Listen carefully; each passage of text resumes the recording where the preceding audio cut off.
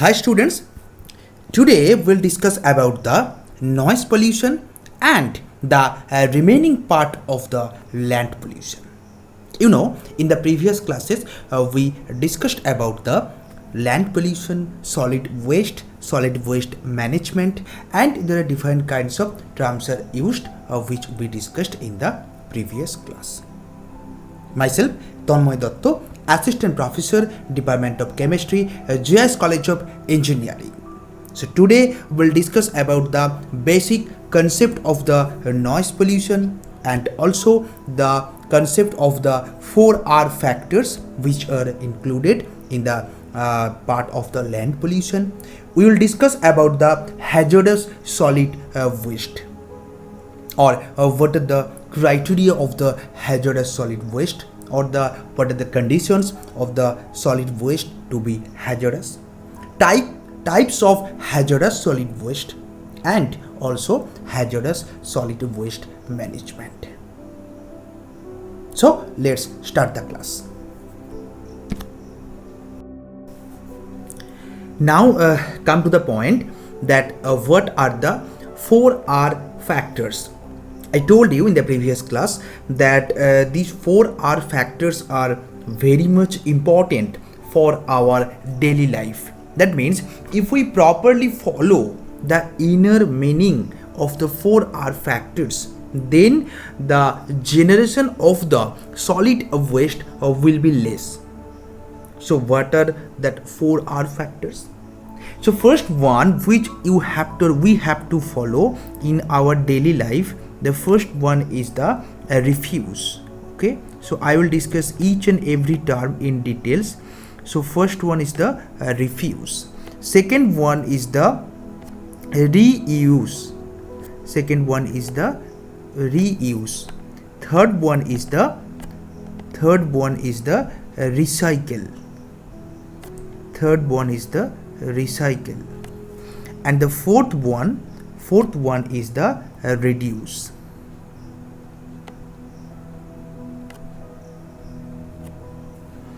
Okay, so these 4R factors you have to use properly. Okay, now what is the inner meaning of the 4R factors? I will discuss one by one what are the inner meaning of these 4R factors. So first one, if you consider the first factor, this is the refuse. Okay, so what is the refuse? Refuse means actually we have to refuse of buying a new item. That means, for example, you are using one glass for drinking purpose.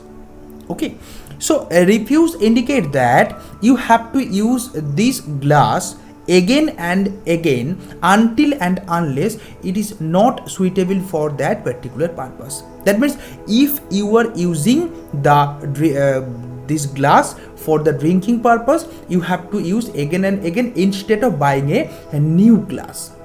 That means the generation of the solid waste will be reduced in this way.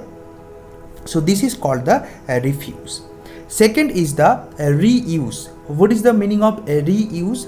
Reuse means when one particular materials or one particular compound is not suitable for that purpose, then we can use that things or that materials for another purpose. For example, if you are using the glass for drinking purpose and this glass is not suitable for your drinking purpose, then we can use this glass for other purpose. That means we can use it for the flower vessel, for the paint stand, by the decoration of the glass. So this is called the reuse. So I think it is clear what is the refuse and what is the reuse. Then come to the point recycle. What is the recycle? Recycle means that there are some kinds of waste materials which carry some kinds of nutrients. Like if you think about the mainly garbage means all kinds of organic solid waste. Okay, so if you think about the organic solid waste materials, this type of waste is not 100% waste. If we follow some particular recycling process, then we can recollect again the nutrients from these type of solid waste materials. So before disposal of this kind of solid waste materials, we have to follow the proper recycling process. So this is the recycle. Now what is the reduce, or what is the inner meaning of the reduce?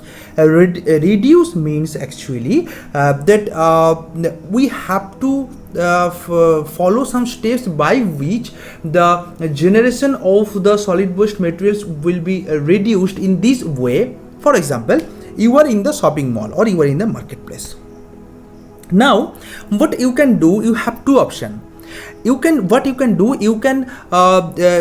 the individual carry bags for each and every item for which you will buy for each and every item. You can take the carry bags for each and every item, or there is another way. You can carry one big bag, okay, and you can take, or you can put all the materials which you will buy, all the materials you can put in that particular bag. So in the first case, if you follow, or if you use the bags or what you are using this, so what you can do, you can in the process,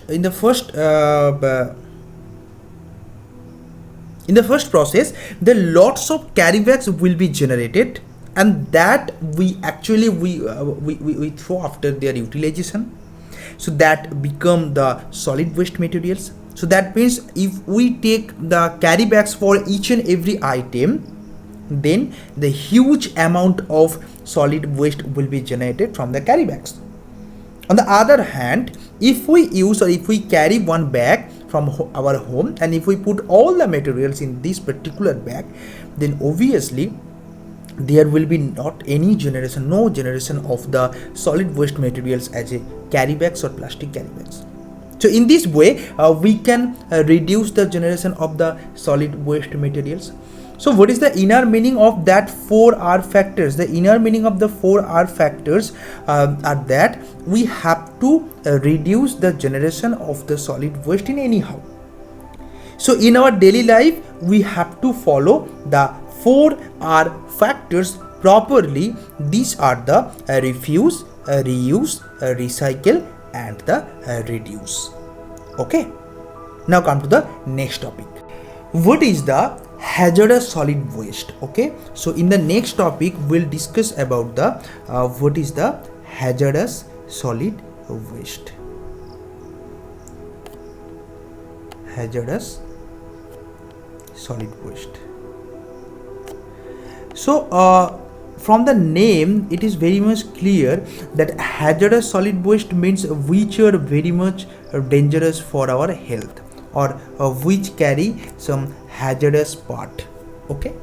So that's why the waste will be called hazardous solid waste if it carry, or if it possess some kinds of characteristics. Then we can call the solid waste is the hazardous solid waste. There are mainly 4 criteria, or the 4 condition of any solid waste to be hazardous. That means if any solid waste have that any of the 1 criteria of these 4 criteria, then this solid waste will be hazardous.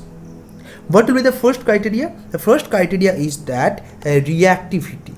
Okay, the first criteria of the hazardous solid waste is the reactivity. That indicate, or that means that if the solid waste have a property of the reactivity, or if the solid waste is very much reactive, then we call the solid waste is the hazardous solid waste. Second condition, ignitability. Okay, the second condition of a solid waste is that ignitability. Now what is the ignitability? ignitability means if the solid waste contain very much, if it easily catch fire, if any solid waste can easily catch fire, then we call the solid waste is the hazardous solid waste. Okay, so that means the first condition was very much reactive, and the second condition will be it will be ignitable, or it can easily catch fire. Third condition is the corrosivity. Okay, so if the solid waste, if it is very much corrosive, okay, if it is very much corrosive, then also the solid waste will be called the hazardous solid waste. So the third condition is that corrosivity, and the last condition is that toxicity. Okay, so the last condition of a solid waste to be hazardous, it will be toxicity. That means in these four criteria, either it will be reactive, or it will be ignitable, or it will be corrosive, or it will be toxic means either it will be very much poisonous. Okay, so if it very much poisonous, then it is called the toxic solid waste, or it is hazardous solid waste. If any of the criteria present in the solid waste, then we call this is the hazardous solid waste. Why it is necessary to identify the hazardous solid waste? Because the treatment of the hazardous solid waste will be little bit different with respect to normal solid waste. Now come to the point that what are the classifications of the hazardous solid waste. That means what we discussed previously, that was the condition of any solid waste which will be hazardous. So now we'll discuss about the what are the types of, or what are the classification of the hazardous solid waste. There are mainly three types of hazardous solid waste present. First one, radioactive solid waste. Okay, so radioactive hazardous solid waste. So radioactive means, you know, that the solid waste which is very much in which there any kind of radioactive element present, and you know, if there is any kind of radioactive element present, then obviously there is a chance of the decay of different kinds of particles or rays like alpha, beta, gamma also, you know. So if it emits such kind of radiation, it will be very dangerous for our health. So that's why we have to take some kinds of precaution, extra precaution for the radioactive solid waste. That's why it is included in the hazardous solid waste. Second category is the biomedical solid waste. Okay, biomedical solid waste. And I already told you in the previous class that biomedical solid waste is the most dangerous type of solid waste. Why? Because a biomedical solid waste carry some kinds of germs. Okay, so if we do not handle properly, then from the biomedical solid waste there may be a chance of the contamination. That means the germs came to our body, germs may come to our body. So that's why we have to treat properly the biomedical solid waste. And the third one, that is the chemical hazardous solid waste. Chemical hazardous solid waste. You know that there are some kinds of solid waste also present, which chemicals are also very much dangerous for our health. Okay, so we should take the special precaution from that kind of solid waste also. So that are called the chemical hazardous solid waste. So mainly there are three types of hazardous solid waste present. First one is the radioactive solid waste, second one is the biomedical solid waste, hazardous solid waste, and third one is the chemical solid waste. Now you know, when we treat this kind of solid waste, that means if we proper management of the your hazardous solid waste, then there's some special care required. Special care means like when you discussed about the solid waste management, like municipal solid waste management, there was not such kind of step of the identification of the solid waste. But here we have to add the identification step. Okay, so that means first we have to identify that what type of solid waste is this. Okay, either it carry some kinds of property of the reactivity, or either it carries some kinds of corrosivity. So that kind of things we have to identify at first. So this step will be added with the step of the municipal solid waste. This was not present in case of municipal solid waste. Second thing is that we have to, after identification, we have to packaging it properly. Okay, so identification followed by packaging. Packaging has an importance that during the packaging times there should be different kind of packaging for different kind of hazardous solid waste.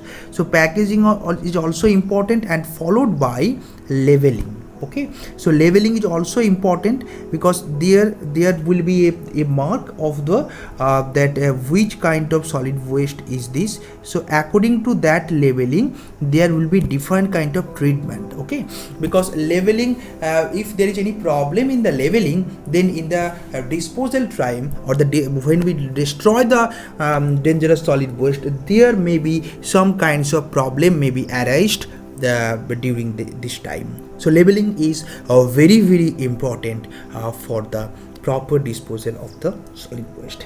Then the middle part will be little bit same, like your segregation, your storage, transportation. Then come to the last part, treatment. So here, not like that the previous case, like the municipal solid waste management, not in the simple way we can destroy the hazardous solid waste. Instead of this, we have to treat properly by the physical process, chemical process, or biological process. Okay, so which process is suitable for which kind of solid waste, we have to follow each and according to the procedure. Okay, that means either it is suitable for chemically destroy, or biologically, or physically. Without that theory, we have to apply. Okay, so according to that theory, we have to apply the concept. Okay, so that means treatment will be also different with respect to the previous municipal solid waste.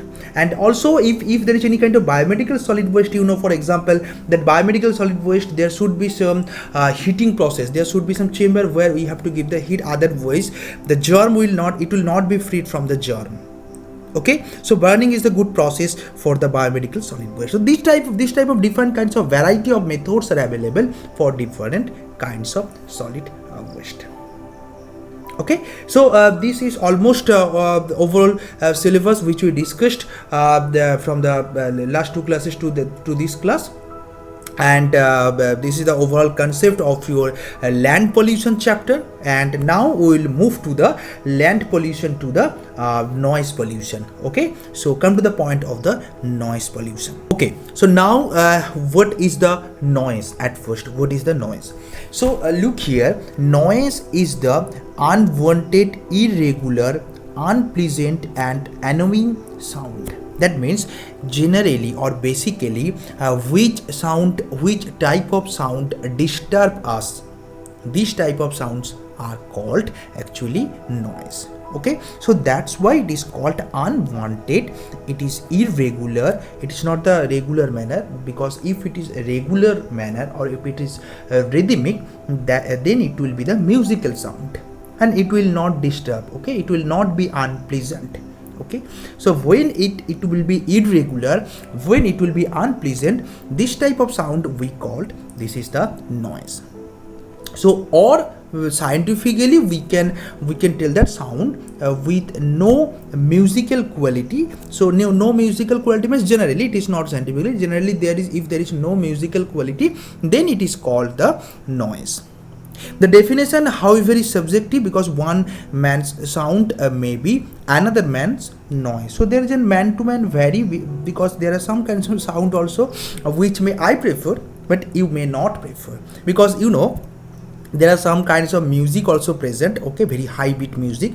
Then some person maybe it for that person that is very pleasant sound, but there are also some persons for their this is not the very pleasant sound. Okay, or very musical sound. he or she may think in this way. So man to man this can vary, but generally if the sound is the rhythmic, if the sound is the regular manner, then it is generally it is not classified in the way of the noise. So this noise can be defined as a wrong sound in the wrong place or at the wrong time. However, it is always true that if sound is louder and it prolongs for a longer period of time, it becomes noise for all. Because you know that in case of such kind of parties, okay, or any program, if there is a very high volume sound or for a long time, after some time we irritate. That means we think that if it is possible to leave the place, it will be it will be more helpful for us, or it will be more peaceful for us, isn't it? So that means if we continue the sound, very high sound, louder volume for a long time, it become the noise. So noise means which is not pleasant for our ear. This is the noise, or this will be the noise. Noise pollution can be defined is maybe more specifically sound pollution, because sound pollution is called actually noise. So noise pollution can be defined as the unwanted sound dumped into the environment without considering adverse effect it may have in relation to the physical and mental health. This is very important. Why very important? Because there is a power, or noise is able to defect there is an adverse effect of the noise, okay, in case of physical and mental health also. So we should be very careful that we have to use the sound which should not be noise for any person, or which should not create any problem for any man. Now come to the point that effect of the noise pollution. That is very important. All of us should know that what are the effects of the noise pollution.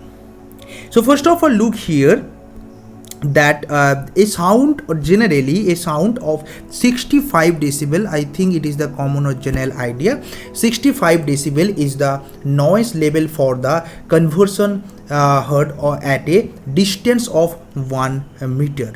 Okay, so sound of 110 decibel gives a discomfort, and 135 decibel is painful, and 150 decibel might kill a person. Okay, look, if it is 150 decibel, what happen? It might kill a person even. Okay, so we should be very careful regarding these things, that in the time of the any occasion, in the time of the any kind of festival, when we are using the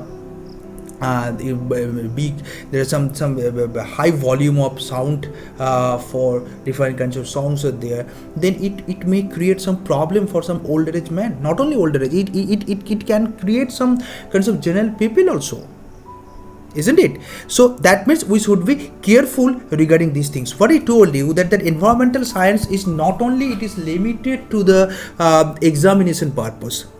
What you are reading here, think that we have to apply. It is our responsibility to protect the society, to protect the environment. We have to apply the concept of each and everything what we are discussing under the environmental science. Second point, a sound level in the range of 110 to 150 affect the respiratory system. Think, if the sound level is in between 110 to 150 decibel, it affect the respiratory system. Okay, this is very dangerous. Cause of physical control and other psychological change might occur also. Loud sound can cause an increased secretion of various hormones of the pituitary gland. This may be the another defect, another problem for the loud sound or the noise pollution. Okay, it can cause the increased secretion of various hormones of the pituitary gland. leading to increase of blood sugar level, reducing the immune system, affecting the liver, heart, brain, kidney, etc., etc. So these are very very important factors which we have to keep in mind, and then the next time we should be careful when we are using such kind of louder sound or very high volume. Noise affect the mental capability, thereby reducing the mind concentration. That all of us very know that when you are reading something or if we are doing some work where concentration is very much required, then if there is any high volume song it is continuing side by side of you, then it create problem for your concentration. Okay, so noise causes the chronic headache that is also common for all of us. Chronic maximum of us chronic headache, and then where there are different kinds of problem, or they reduce the work efficiency.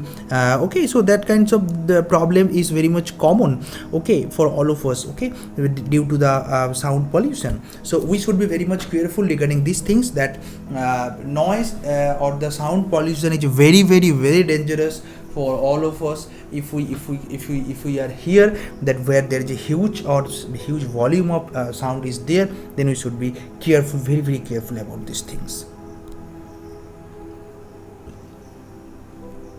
Now come to the point that what are the definition of, we'll discuss about some term: noise frequency, noise pressure, noise intensity, noise threshold limit, equivalent noise level, etc., etc. About some index are there, we'll discuss one by one. What is the noise intensity? So noise intensity means it is the unit of sound intensity is decibel. All of you know, okay, so sound intensity is decibel. Generally, the sound intensity from 0 to 100 decibel is considered to be pleasant, but when the intensity exceeds the 120 decibel, it causes the noise. Okay, sound intensity of 130 decibel is the upper limit, okay, of maybe when it will be very much harmful. Before that, we can consider that up to 130 decibel we can consider. How we can define the sound intensity? We can define the sound intensity as the amount of sound energy that flows normally through the unit area of the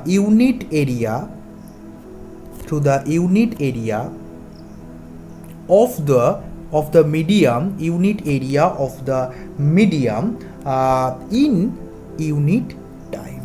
Unit area of the medium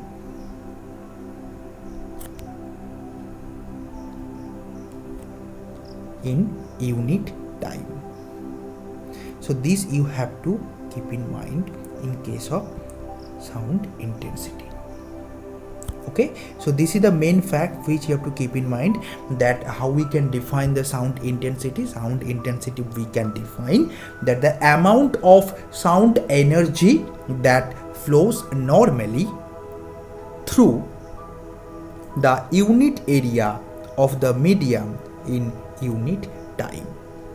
So this is the definition of the sound intensity. I will discuss about the what is the decibel. Decibel is the unit of the sound intensity, which you have to know, or you have to understand very clearly. But before that, I will show you, I will define that what is the sound pressure. Okay, so what is there are two important terms in case of sound, you know. One is the sound intensity, another is the sound pressure. Okay, so what is the sound pressure? Okay, so what is the sound pressure? So sound pressure is the force per unit area. Any kind of pressure, you know that it is the force per unit area. Okay, any kind of pressure, it is the force per unit area. So here the sound pressure means that sound waves creating pressure on the medium through which it propagates. That means normally pressure means it is the force per unit area. So when we are considering the sound pressure, then we can define in this way that sound pressure is the sound waves creating pressure on the medium through which it propagates. So this is the definition of the sound pressure, and you know that the unit of the sound pressure will be generally Newton per meter square. This is the unit of the sound pressure. Now, so in case of decibels, look here that in case of decibels, what you have to know or you have to understand that decibel is the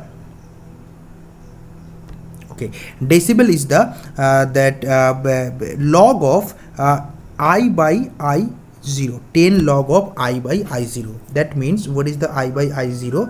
I by I 0 means it is the measured intensity by a reference intensity. Okay, so 10 log 10 base measured intensity by a reference intensity, this is called the decibel, or in this way we can express the unit decibel. Okay, so this equation is very important, which you have to keep in mind, this equation, because from this equation you have to solve the numerical problems also. I will show you some numerical problems in the probably in the next class, that how you can or how you will be solve that different kinds of problems from regarding the decibels, okay, or regarding the equation of the decibel. Now, what is the noise frequency, or how we can define the noise frequency? The number of waves passing through a point in 1 second or number of oscillations per second is called the frequency. Okay, so you know sound propagate like a waves, okay, through the medium. So that's why the number of waves passing through a point in 1 second or number of oscillations per second, this is called the frequency, and the unit of the frequency generally it is taken as the hertz or the cycle per second. Okay, so another thing is the noise pressure, which I already discussed with you, that what is the noise pressure. Okay, so in this way you can understand the what is the noise pressure. So this is the very basic concept of the noise, that we understand that what is the basically what is the noise, what is the harmful effects of the noise. Okay, so what is the harmful effects of the noise, this is also very much important. And then we understand that what are the several parameters are very much important, depending on which we'll proceed in the next class, that different kinds of we'll solve different kinds of problems or like that, that what is the sound pressure, what is the sound intensity, and what is the decibel, that all the things we discussed today. So thanks to all of you for attending my class. Okay, and we'll meet with you in the next class with a different topics means obviously with the topics of the next part of the noise pollution. Okay, so thanks again and goodbye.